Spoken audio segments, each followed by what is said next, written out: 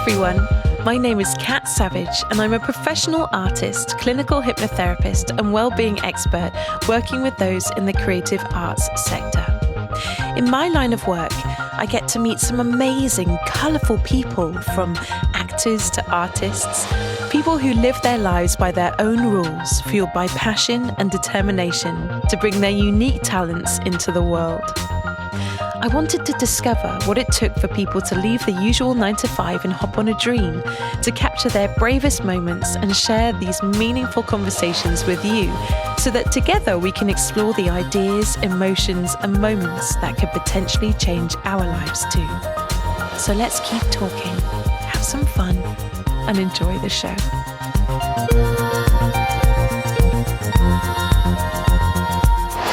This week on the show, we speak to contemporary ballet dancer and choreographer Amy Groves. Amy attends the Royal Conservatoire of Scotland and has danced professionally on many a famous stage, including that of the Royal Opera House and the Royal Ballet's production of The Nutcracker, the Hackney Empire stage where she performed in a featured role at the All England National Finals, and even on stage in Sicily as part of the Arts Balletto Summer School. The only first year to win the RCS choreography competition, Amy's passion for dance is unmistakable. But it hasn't always been that easy for her, as she had to gain control over a mental health issue which almost led to her leaving the dance community for good. Luckily for us, she is still here, and thanks to her resilience, regaining of confidence, and some incredible mentors by her side, Amy is here to talk to us about her bravest moment and what it takes to live her art. It gives me great pleasure to introduce you to the inspiring and courageous Amy Groves.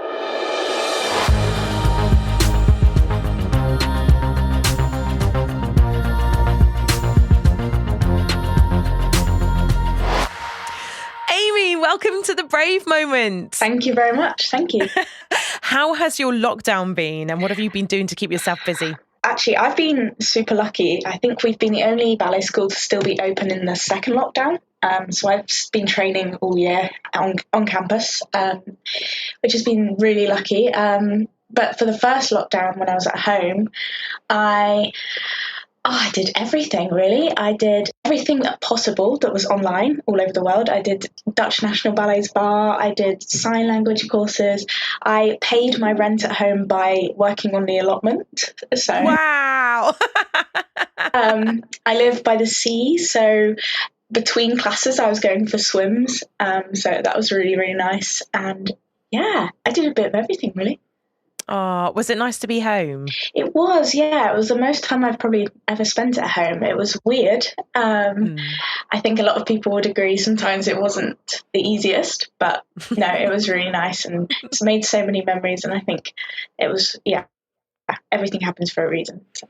Oh, bless. Oh, that's really nice to hear. And I'm so glad that for that second lockdown, you were able to get back to business and continue building your career.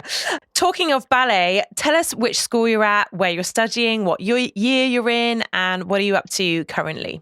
I'm 20, currently on my second year on the BA Modern Ballet course at the Royal Conservatoire of Scotland. And I do ballet and contemporary, a little bit of jazz and a couple of other styles too. And we work every day and we're currently working towards our show, which is really exciting. So I'm going to take you back in time now.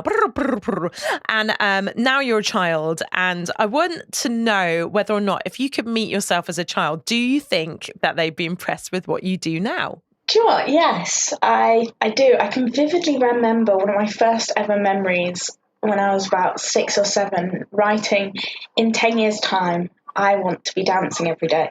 And that's what I'm doing. So according to my 6-year-old self, I'm doing what I want to do. So Yay! there you go. That makes me so happy. So when you began dancing, who inspired you?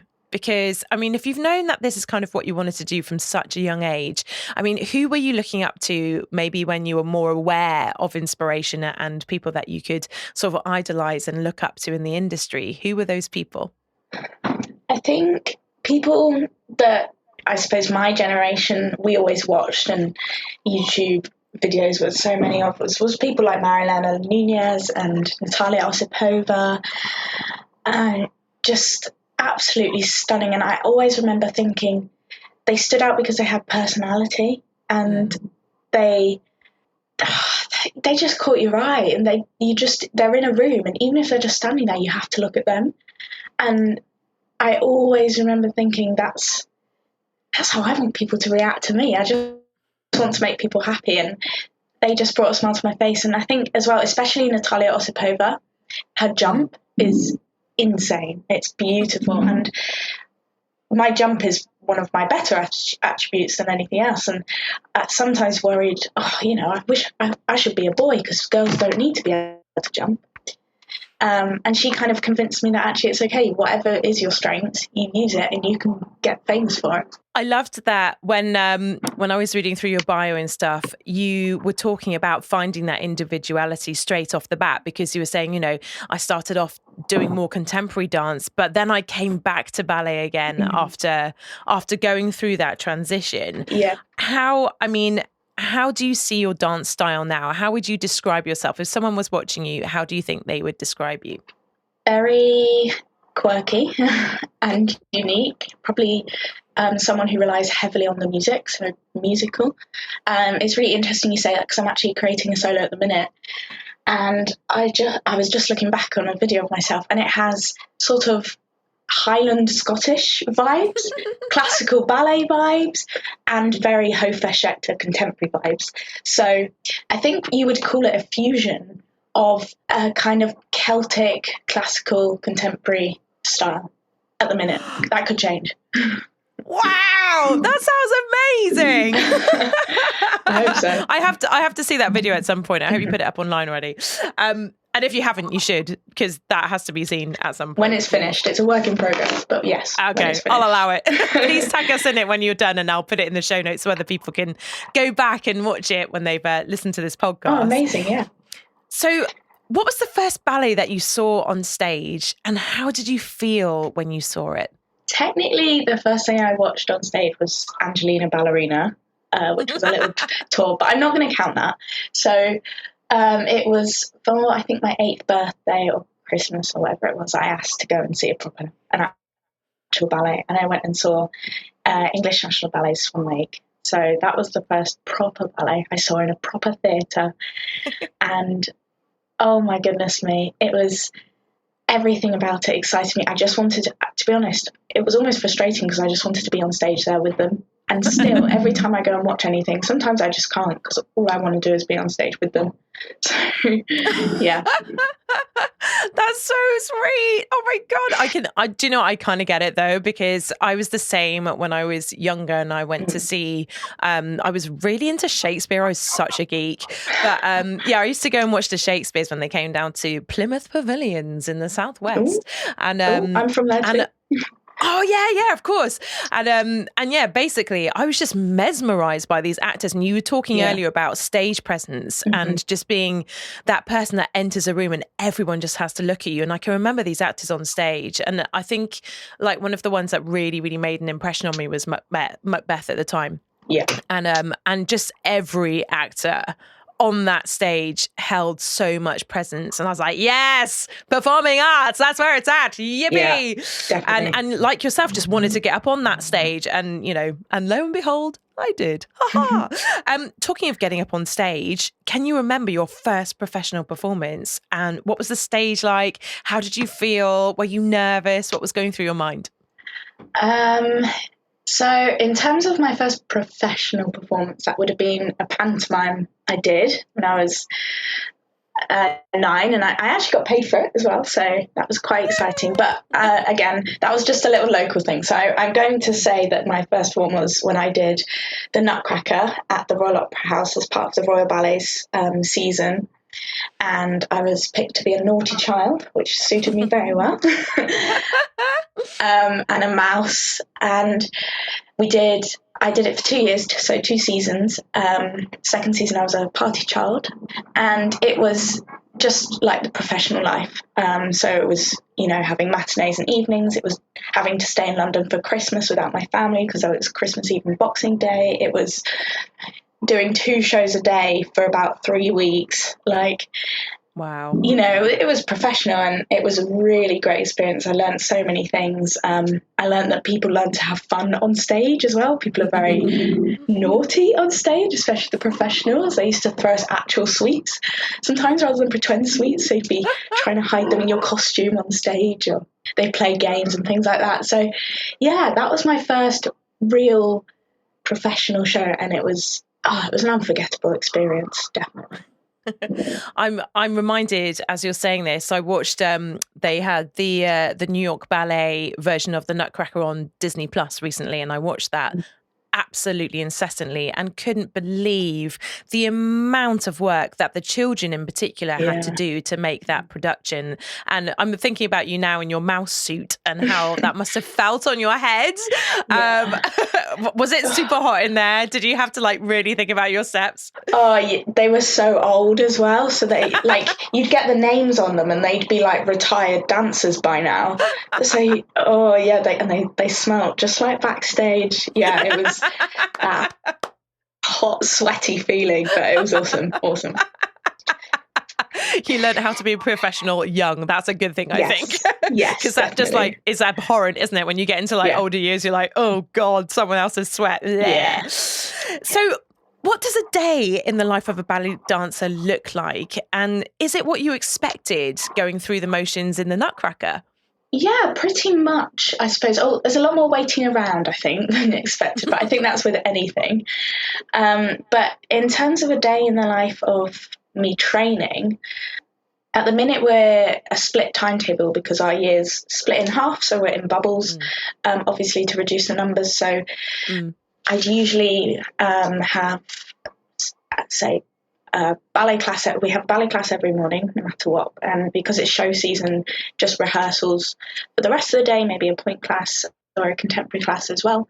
And I'll rehearse the first years as well. But generally, for most, so ordinarily you'd have a ballet class, a contemporary class, a point class, and then a repertoire class, which is either like learning something from a ballet, learning a solo, doing maybe another style, contemporary or jazz. So yeah, that's usually every day. That's general routine, I guess.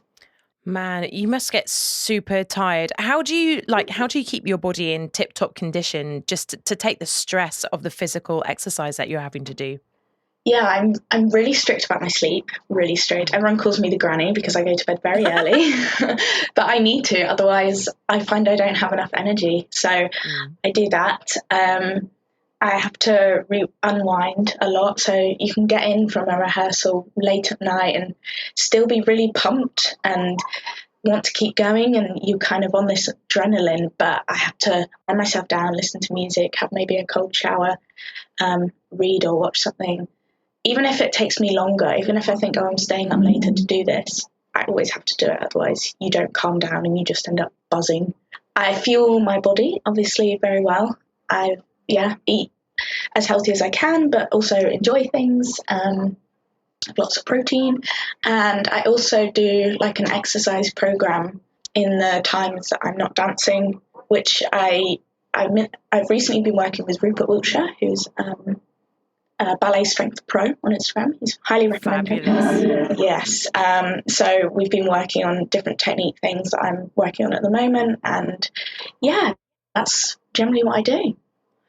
Man, that sounds like such a lot for someone so young. And, you know, I can't imagine the kind of mindset that you have to keep like around like your other friends that aren't in that sort of massively physical, creative space where, you know, maybe they're just doing like a normal job, or they're still studying for a different type of career and maybe they've got a job on the side, et cetera, et cetera. When you go out with your other friends, it must be really hard to be able to say like, I'm sorry, guys, I've got to go home for my 12-hour nap because I've got to get up in the morning and do this all over again. Do they understand? Are they good friends? I mean, it's really hard because, I mean, at the minute I live in a flat. We're all ballet dancers. So the only people I see every day are my class. So you kind of, everyone I talk to is a dancer, really. But then when I go home, they'll talk about being at uni and like drinking during the week, or, you know, things that seem crazy to me, or like leaving their work till last minute, or they even think it's crazy that I go up to Glasgow to train. Well, most people in my year are from halfway across the world. I'm a local. Like, yeah, I definitely, but I like it. I like the fact that I've kind of got this other world and I'm not normal. And yeah, I don't know, it's nice. I think it's absolutely wonderful. And I'm a massive lover of Scotland in general. So I can tell right now that, you know, you're in one of the most vibrant places in the whole entire world. And I can imagine it's a very creative place just to walk around the streets, let alone to actually just attend dance school there. So thinking about your choreography, thinking about the fact that you're so innovative and creative with that already, and you're only at the beginning of your journey, what drives you to create? What is that thing upstairs in your mind that says to you, you know, let's keep going? What motivates you, especially when your body's hurting? It's really hard because I don't really need anything. I just want to do it so much. But I guess I'm always that person that will go and do Grand Allegro again at the final bit of the class when everyone's knackered. I'll come and do it again, or try and go round as many times as I can for different sets of jumps or whatever.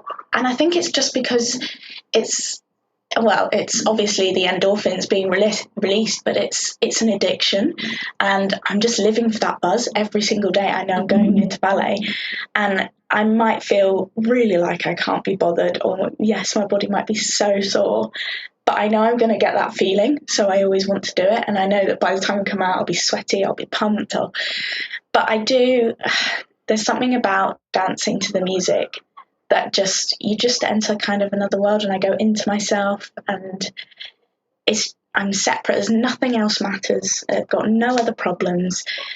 I'm invincible, and it's kind of an otherworldly experience in a way. And I get that. I'm so lucky because I get that every single day, and hopefully that's what my job is going to be. So I don't really need anything to motivate me because I've just got that in itself.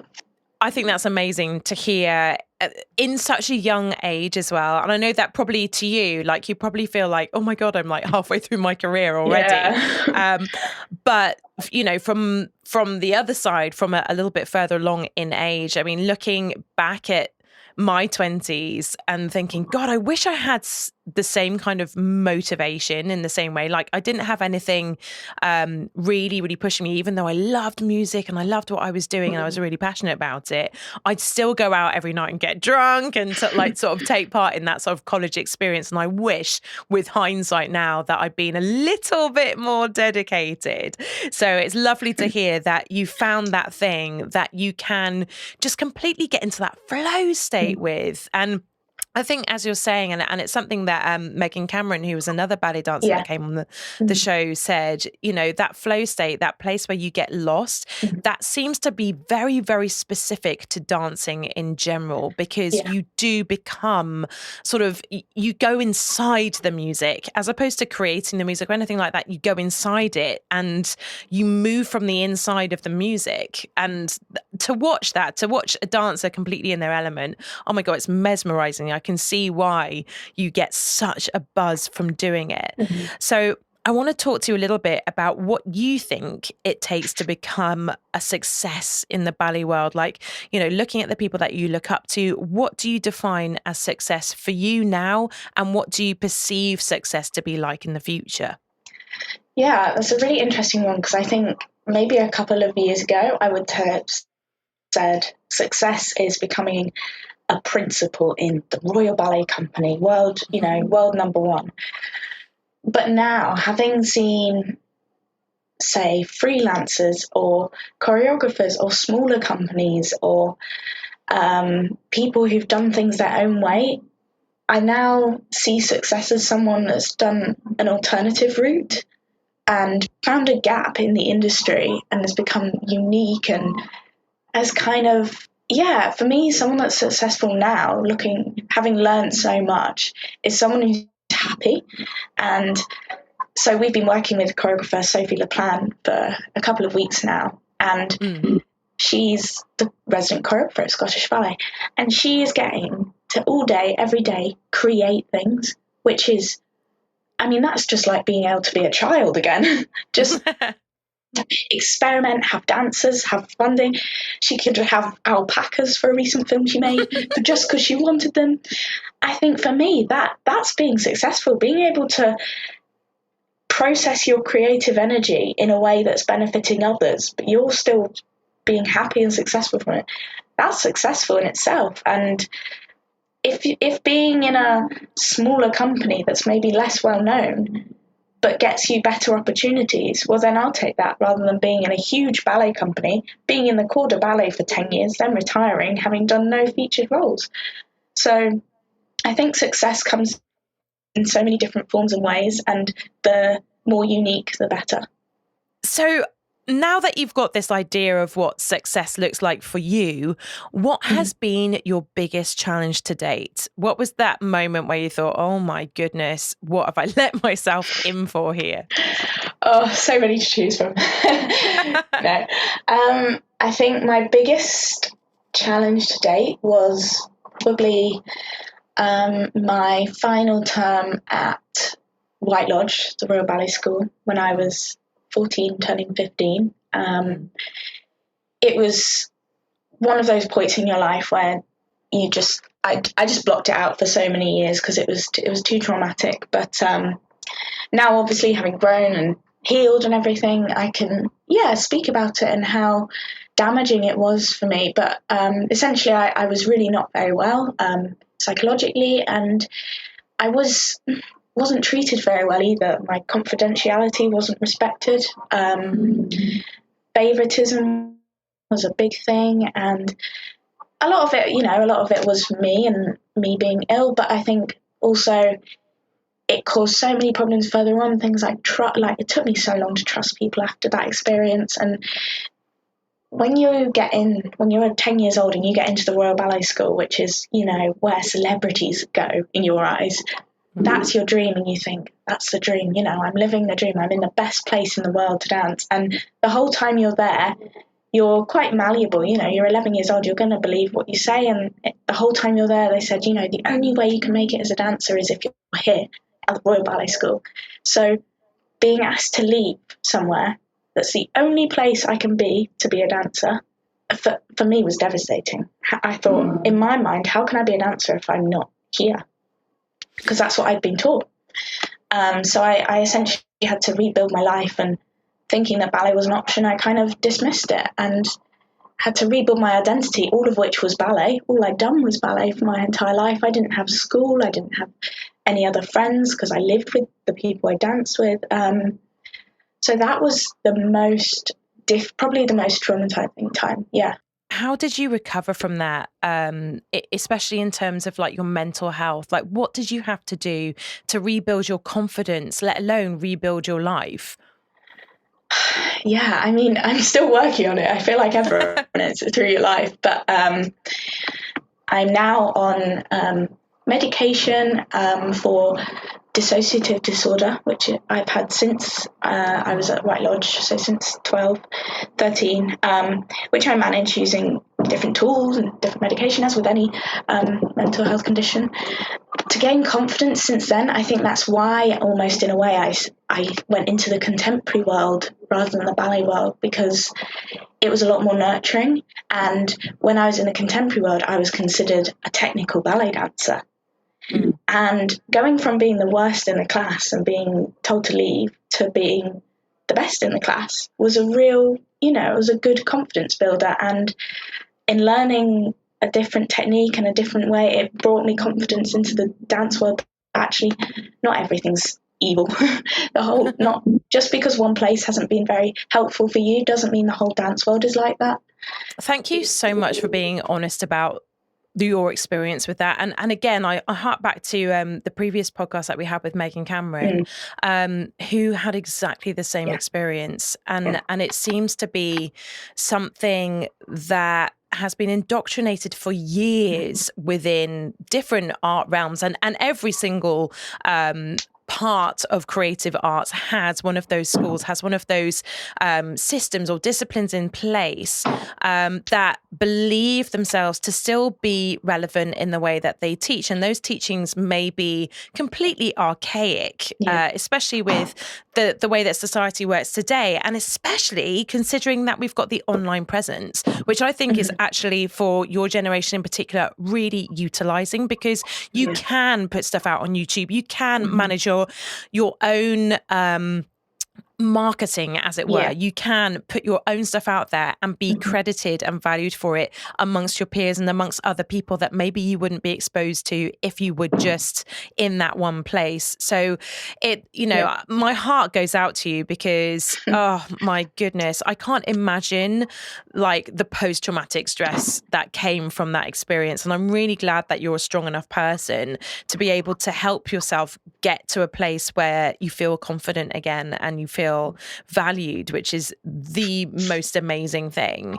So talking of coming out of a big challenge into the life that you have now, what do you consider to be one of your most life-changing moments? That's a tricky one, because so many amazing things have happened, but probably getting into RCS, finding out that I received a scholarship to come here at the age of 19. So I was, quite old. A lot of people in my year had just turned 16. I hadn't trained properly in ballet for a good 2 years at least.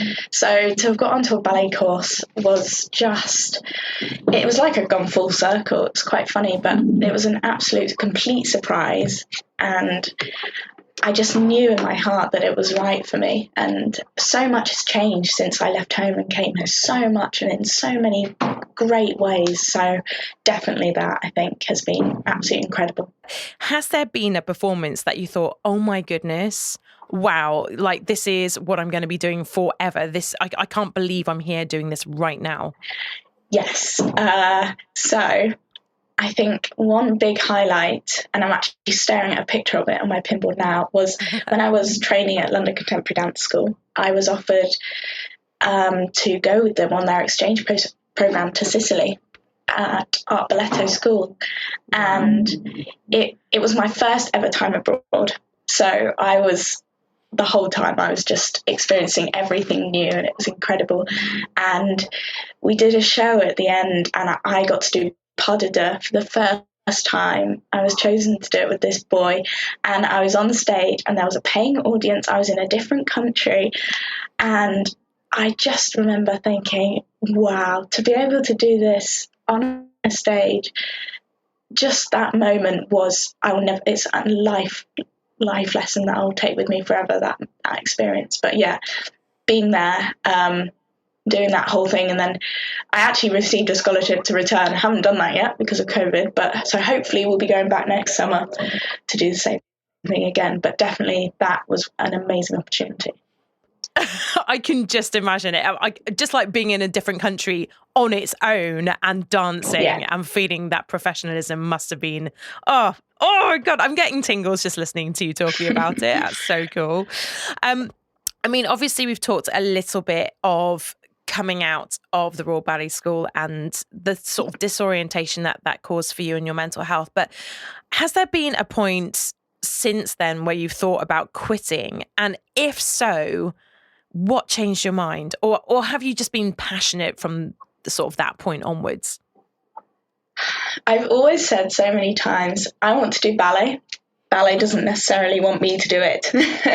So there have been plenty of challenging moments. So yeah, I came out of White Lodge and moved back home, kind of rebuilt my life, but I still continued on their associate program until I was 16. So I was still going up to London each week. So I was still big doing ballet training for it. And then when I was 16, and most of the girls in that class went off to vocational schools, and I was like, I'm not going to do that again. Why would I put myself through that? I'm going to stay at home and do A levels. And I think that change, I remember having my last class at the Royal Ballet and thinking, well, is there really anything left for me here? do I still belong in this ballet world? I'm really not sure. I'm going to be too old by the time I've finished my A-levels. So I did. I said, you know what, I'm not going to do this anymore. I stopped. I guess you could call it quitting, but instead I started at really last minute. I handed it in like 2 minutes before the deadline to do the part-time scheme at London Contemporary Dance School. I'd never done contemporary dance in my life, ever. I just thought, you know what, why not? I'm going to have some time to fill if I'm not doing ballet in the next 2 years. So let's just see if I enjoy something else, because I genuinely thought then I'm never going to be a ballet dancer. I'm never going to be a ballet dancer. So I was like, I need to look for other options. Did A-levels so I could go to university if I thought I wanted to. Started at London Contemporary Dance School, so kind of started all over again in a way. And it was there where I found my love for contemporary and choreography, and I realised actually there is a place for me in the dance world, and actually some people in the dance world are really, really nice, and that there's so many more options other than just the ballet, and you can train in whatever you want and you can still be happy. And yeah, and it made me better at ballet because I relaxed, and that was a make or break stage, I guess, and I'm glad it was a make stage and not a break one. I'm really, really pleased that you got that opportunity to fall back in love with dance again, and so beautifully, and to kind of put two fingers up at the system and say, you know what, I'm going to dance regardless of what the rules say, and I'm going to do it in my own unique way. And not only that, you're going to love it. So well done, you. Yes, definitely. Big hands up to London Contemporary for being absolutely amazing. They were helpful, so nice. They brought me back to the dance world and so nurturing. So yeah, they know who they are, but they've been amazing. So I'm going to ask a random question now. What do you geek out about? Music. I don't know if I'm allowed to say that, but of course you are. I have the flat playlist, and it's got over 2,000 songs on it. I make everyone laugh because every song I put on, it's like, oh, I've done a dance to this song, oh, I've choreographed something to this song, or I've always got moves for a song. I love editing music together and creating really unique tracks. I could spend hours and hours on the YouTube surf, the chain where you just keep going on the recommended songs and then editing pieces together on Audacity for no reason other than it sounds cool. So that's definitely my geeking out. Yeah. And that's really cool because if all else fails, you can just become an international DJ. So What is that song right now that you absolutely have to sing along to when you hear it? Or Rocket Man. It's got to be done. Really? Yeah. Why? Well, I think it's because we have an absolutely awesome pianist here at RCS. He's called Neil. Shout out to Neil. Shout out, Neil. He basically, any song requests, he will play in. He manages to do it for any ballet exercise.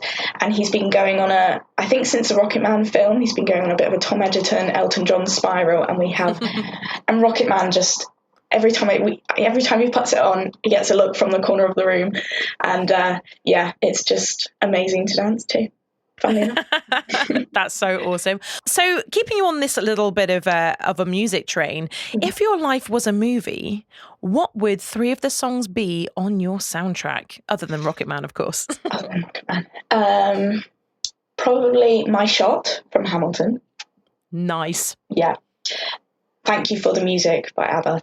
And then probably The Sound of Silence by Disturbed. Ooh! Yeah. Talk about turning a corner. Yeah, dark and eerie. But we love a bit of eerie, dark kind of. I think it would add some excitement to this film, whatever it could be. That's awesome. What other tips could you give to other people who want to take their dance to the next level? And what do you get out of it? So if you were to sell dancing to someone who's coming up the ranks thinking, oh, I want to do drama or I want to do dance, like how would you sell dance to them? Like what would your tips be? Well, first of all, I'd probably check, do you really, really want this? Because why would you put yourself through this blood, sweat and tears if you didn't really want it? So I'd probably check they absolutely really wanted it. And then I'd say, probably when you get out of class, do all your complaining, do all your moaning, get it all out, and then go into class and take it. take it every class. Don't ever take a class for granted. I can remember in lockdown saying, do you know what, I would give anything for a class with my least favourite teacher right now. Anything. So definitely take every single class. At the end of Grand Allegro, go round again. At the end of point work, do a plank. Just build up the strength and the stamina wherever you can, wherever. So yeah. That's a really, really good advice. And also, what is your advice for a good ballet shoe? Oh, so, I'm still looking for mine. Experiment. Don't be afraid. Don't think, oh, I'm wasting money if you buy a pair of point shoes that no one's ever heard of, or that you think, oh, this might not work, because in the long run, you might be saving money by actually finding the right shoe sooner. My feet I break shoes really, really easily. So for me, I currently wear Freed Studios Professionals, and I find that they don't last quite as long as some other shoes, but they just fit my shape really well. Use glue, it saves you a lot of money. And look at all the hacks on YouTube. Like, there are so many things that different dancers do that are really random. And usually if you do a bit of everything, you eventually find your code. I'm still looking for mine. But yeah, I think sometimes we also have to accept that shoes are only going to last so long. There's no point looking for an invincible shoe. It's not there. I can see that like as a quote on some kind of quote site. There's no point looking for an invincible shoe. That's just like a daily life hack, let alone just a ballet dancer one. So obviously this is called the Brave Moment podcast. So I want to know from you, what do you consider your bravest moment, be that physically, mentally or spiritually, and how has that helped you now? Definitely coming up to Glasgow. I'd always been ashamed of my history and disorder. I'd always tried to hide it because I always thought, well, who would want to take me if they knew I had this? Or, oh, it's just an added inconvenience. And the biggest step I took was actually being honest from the start of my course nearly 2 years ago, and saying from the start and giving them information and telling the teachers, which felt horrible at the time, felt absolutely horrible. I thought, why am I doing this? They're going to hate me all year. But has actually helped so much because they've been able to understand me. I've been able to go up to them and say, look, I can't do this, or look, I'm really sorry, I'm having a really bad day. Can you just keep an eye on me? Or things like that. And I've never, ever been brave enough to do that. And for me, that's been the most brilliant thing, because it means I can still go to dance class and know that I'm dancing awfully, and my teacher's not going to think, oh, she's not trying very hard, because I'm just trying as hard as I possibly can to be in the room. And I think the teachers have obviously really helped that. They've been absolutely incredible, and I was so scared to come up to them. I still hate doing it, but every single time they're never sick of me. They're always so nice, and they actually genuinely care, which I never thought was a real thing that happened until I came here, I think. So that, for me, becoming open and honest about it. I don't go around and say, oh, I've got this. It's not something I'm proud of, but yeah, I think accepting that actually the more they know, the better, and that's sometimes for the best. I think that's just such a massive, brave thing, especially today, like we were saying about social media and stuff like that, where people could potentially sort of cyber attack you or cyber bully you about certain aspects of your personality, etc., etc. Yeah. But being in control of your own mental health and how you articulate that to others, I think that's incredibly brave, Amy. And I'm so honoured that you feel like you can share your story here as well in this space, because I know that a lot of listeners that we have within the show, because of the therapeutic quality of the show, will just be listening to that going, thank you so much for being a young individual who's brave enough and courageous enough just to hold your own space for your mind and your body. That's incredibly brave. Thank you for sharing that. Yeah, what drives me is that out there somewhere is a 12-year-old little girl at some great ballet school who's really struggling and who might be being treated not very well, and out there is those people, because it is still going on, or even young girls who, or boys, sorry, anyone. But if I'd maybe had someone come up to me and say, oh, look, I've got this, I told my teachers and it was fine, and I still get every opportunity, I'm still going to get a job one day, I think if I'd had that, maybe things would have been different. So I think my aim will always be to target that that one girl who's maybe the least favourite in class, who hates herself and thinks she's going to get kicked out any minute, I'm there to say, well, do you know what? Every door opens for a reason and every door slams firmly shut for a reason. So. Yeah. And also, you know, down to your incredible teachers for being supportive. And, you know, from their perspective, I really admire anyone that's in the performing arts space that can encourage and just lift and hold that space for other people, like yourself. And look how you flourished as a consequence. So that's so awesome. Oh my God, I'm going to get totes emotional. No. So before we go into your quick fire question round, I love the quick fire question round.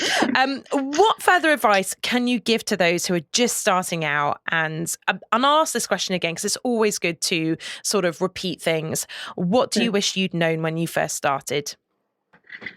Knowing that not having to please everyone is an option. Definitely. You're never going to please every single person who sees you, especially in the dance world. They'll always have a preferable style or person, whether that's blonde, tall, skinny, whether that's short, dark hair, blue eyes. Everyone always has a preference, usually what reminds them of themselves when they were younger. So don't worry if a teacher doesn't particularly like you. As long as you know you're in yourself, you're trying your best, that's absolutely enough. For anyone, that's enough. And something that a teacher told me that I will never, ever forget, which I wish I'd known sooner, was whatever class you're in, whatever performance or workshop you're doing, someone is paying for that, whether that's in time, money, space, like quality of teaching, someone is paying for it. So if you say do an exercise from one side to the other, and you could have done it once more, say, one more out of 3 times, it's a third of that money, space, time, teaching lost. So if you put 100% into 100% of the exercises, time, then you're going to give what you get back. And I think it's always important to give back. Whoever's paying for it, even if you yourself is paying for it, you want to feel like you've earned that and that you are paying justifiably with your body. I think it's respectful. I think you'll feel better in yourself. So definitely always giving 100%. Whether you feel knackered or not, that's when the most improvement happens, when you keep pushing through. So definitely that. Oh, you're like a guru. I just love it. I love the way you talk so passionately about things. And I'm sort of like tossing my hair and snapping my fingers as you're saying it. That's such a cool thing to say. Right, I've got one more question before that quick fire question round. If you could meet your 100-year-old self, what do you think she'd say to you about your life now and what you do next? She would say, wow, you're still dancing. You know, there have been so many times when you've been told not to, or the world has been telling you not to dance. So probably surprised that you're still dancing. I think she'd tell me to get out and enjoy life a bit more. You only get one life, and that, yes, dancing is my passion and it's my life, but I'm also a human being and I am allowed to do normal human being things like party or go out, which I don't do very often. So I think she'd definitely say that to me. And what would she like me to do next? I think she'd like me to go out there and pursue my dream, to go out and come up with nothing no one's ever thought of, and give back to everyone that's given so much to me. You know, every teacher that's given me pieces of advice I've maybe spoken about here, I want to pass on to the other dancers. I want to keep that loop and help reshape the dance world to be better and evolve to match the current modern standard that we live in, because I don't think it quite matches yet. So I think she'd tell me to do that. She is very, very wise and very similar to her modern day self, may I add, in terms of wisdom. They do say, a lot of my friends say I'm already the granny. I'm a granny, so I might already be there. Well, it's good to have hindsight, I reckon. So get on, girl. Right. Are you ready for your quick fire question round, Amy? I am, yes. Okay, here we go. Who is your musical hero? Shane Coixan. Nice. Ballet hero? Natalia Osipova. Best friend at school? Harry Lake. Favourite motivational song? Instructions for a Bad Day by Shane Coixan himself. Epic fail?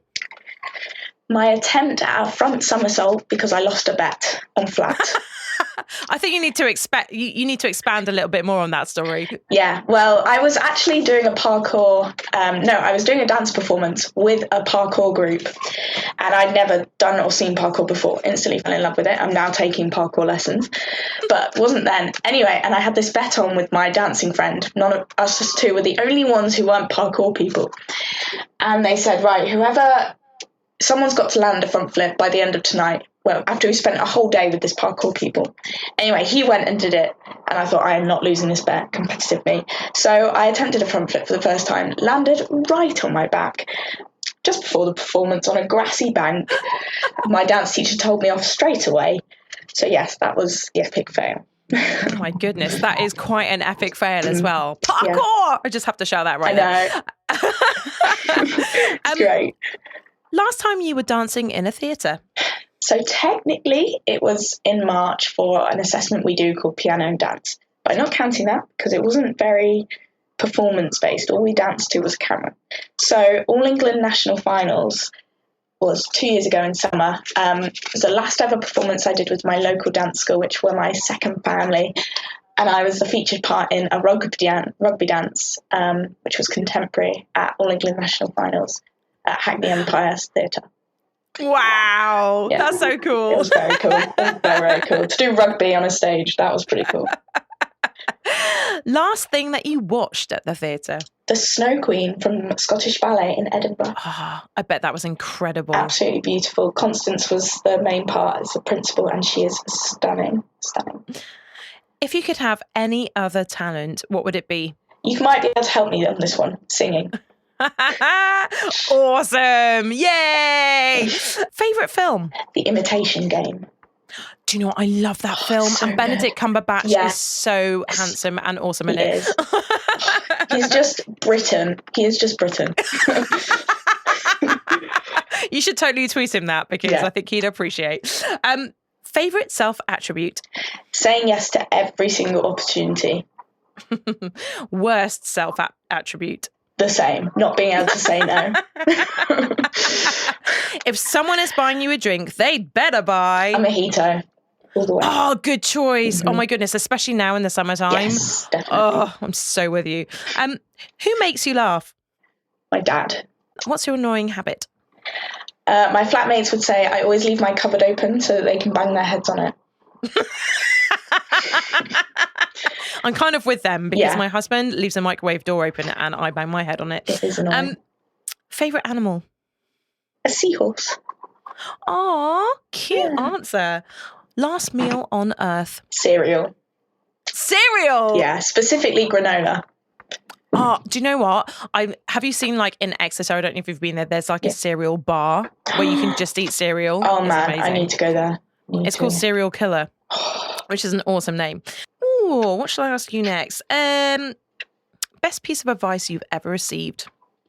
If you feel that down that you think you want to end it or you want to hurt yourself or you don't want to be here anymore, the only way to do that is to kill the part of you that makes you feel that way. And that's the best way to live and to do that. And if you want to do something that bad, do it to the part of you that's making you feel that bad. Oh, that is good advice. I agree with that, actually. A weird thing that you do? So many. I eat pickled onions from the jar as a snack.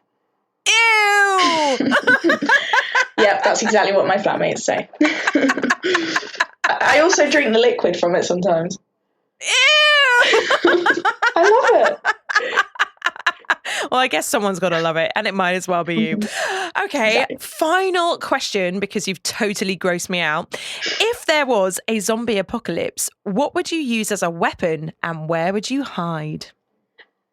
I don't know if it's a weapon as such, but I would have a submarine and hide in the water, because I'm pretty sure I saw somewhere that zombies aren't waterproof. You're not the first one that's like clocked onto this thing that zombies can't enter water and stuff. So I think I'm going to join you in the water at least. We'll find out, won't we? Yeah, we totally will. Well done, Amy. You have survived your quick fire question round. Here comes your solitary clap. Hooray! So I have one final question for you before you tell us what your social handles are. What advice would you like to give to the world right now as we're coming out of this blasted lockdown? I would like to say, don't believe everything you first see on the news, the media, on the internet, and repost it straight away or flaunt it or go around saying this one opinion, because there's always another side. There's always a balance out of statistics, and everything you see is consumerist. So everything is shaped to make you buy certain things, do certain things, think certain things. And so definitely do your research. Don't believe the first thing that comes up in the news. Don't believe the massive statistics that are really overwhelming for you. And don't repost something unless you've actually researched it and you know about it and you can offer two balanced, contrasting opinions on it. That's very, very good advice. And also just listening to other people, like being open-minded enough just to listen to another person's opinion. And even if it's different to yours, just embracing the fact that you're listening to it and contemplating it. Yeah, like you say, it's not necessarily their fault or a bad thing. Amy, it has been such a pleasure to talk to you. Thank You're you. one wise old lady. I'm going to put that in there for such a young one. And it's just been great to just see where you are now in your journey. And I can't wait to catch up with you again in the future. So for those people that want to check you out, see what you're all about, what are your social handles and where can they follow you? So on Instagram, I am Amy_Groves. That's GROVESXX.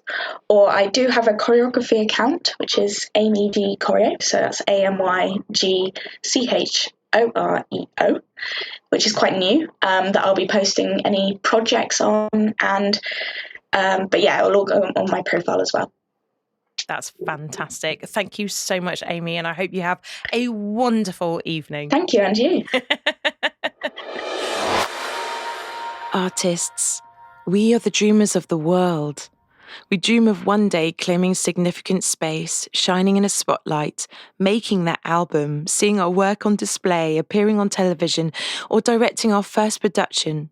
And yet, ironically, even with all of this vision and natural creativity, we still believe that we need someone else, someone more established and far more accomplished than ourselves to make it happen.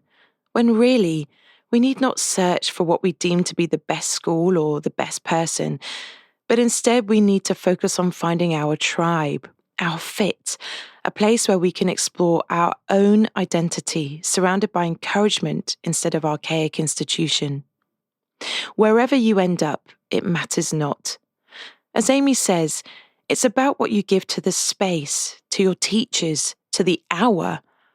If you give 100% every time, you will reap the rewards. You will claim that significant space. With her ethos of, if your body isn't hurting, then you haven't given it your all, Amy is breaking barriers, winning awards, and refining and tuning her art in every moment of every day, because she realizes how precious her time is, how precious her art is, and equally, how the only person that can get her to where she wants to be is her. You can see just how much she values her teachers, the ones that see her and push her to be the best version of herself. She doesn't take any moment for granted, and she says yes to every opportunity. She makes a point of it. In the eyes of others, she may seem hard on herself with her early nights and no partying through the week and getting her work done there and then. But Amy knows what she wants. She craves it, and she knows exactly what she needs to do in order to make her dreams actually happen. And when those dreams were almost shattered by others she looked up to, she could have given up. But something inside her knew that she was and always will be a dancer. Amy knows that confidence is created within and not given by another. There will be many people in the world that could take away that confidence, but it only happens if you let them. Choosing your own confidence over fear and other people's opinions of who you should be or what you're capable of is the greatest gift you can give to yourself as an artist. That kind of self-assurance, that faith in your dream and that grounded assertion found in self-confidence is the key to your success and also your intuition. When the world gets too much and you need guidance, that gut instinct born out of self-confidence will always be there to help you choose your maybe more challenging dream path instead of a comfort zone born in the fear of the unknown. When one door closes, another opens, Amy says. And she's right. Just as you're willing to walk through one door, you can willingly walk through the next. That choice is and always will be yours to make. And if that door you chose closed on you, do yourself a favour and stop knocking to get back in. Go round the back, find another way, break through a window if you have to. There is always more than one way into the world you're trying to make it in. Trust me, I've broken many windows in my time. And guess what? You're more resilient to pain than you know. And when that pain gets too much, Amy says not to let it get the better of you. Don't let it drown who you are and what you're living for. Kill the part that hurts and only that part. Find something bigger than pain to live for. Throw it into your dance. Throw it into your actions. Let people carry it for you if necessary. Pain can be a wonderful guru if you let it. Facing it with all your might can literally save your life. So, give 100%. Know that there is a multitude of opportunity out there and that opportunity starts with you. It starts with what you can dream, what you can envision for yourself, and what you believe your story to be. We all have the power to change the story at any given time.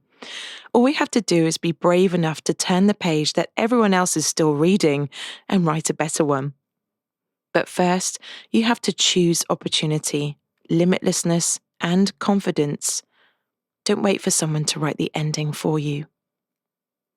As Mary Tyler Moore once said, take chances, make mistakes. That's how you grow. Pain nourishes your courage. You have to fail in order to practice being brave. And so ends season 4 of the podcast and our 48th episode, if you can believe it. To celebrate our 50th episode, we will be inviting back special guest Jennifer Otter Bickerdike to talk about the new Britney Spears biography due for release in November, amongst other amazing guests, including giant beach artist Tony Plant, renowned photographer Jojo Moreshi, weapons of sound facilitator Hannah Jordan, and illustrator to the internet, Rosie Johnson. We also have a new time slot, as you would have discovered today, which is Friday at 5 until the new year. As we prepare for the new season, we will be taking a short break until October to get those interviews in for the rest of the year. So if you or someone you know may be a good fit for the show, get in touch with us on Instagram at The Brave Moment Podcast and come and be part of the Brave Moment family. Thank you so much for taking the time to listen to the show. If you have a spare moment now, please like, subscribe, and tell me your thoughts in a review on Apple Podcasts, which will really help other people like yourself to find the show. Of course, you can also share the show with your friends by following us at The Brave Moment Podcast on Facebook, Instagram, and YouTube, or on Twitter at Moment Brave, or just follow the Linktree on all of our social media platforms. It's been so wonderful to have you all here with me again. Please get in touch with your own stories, and remember, your brave moment starts now.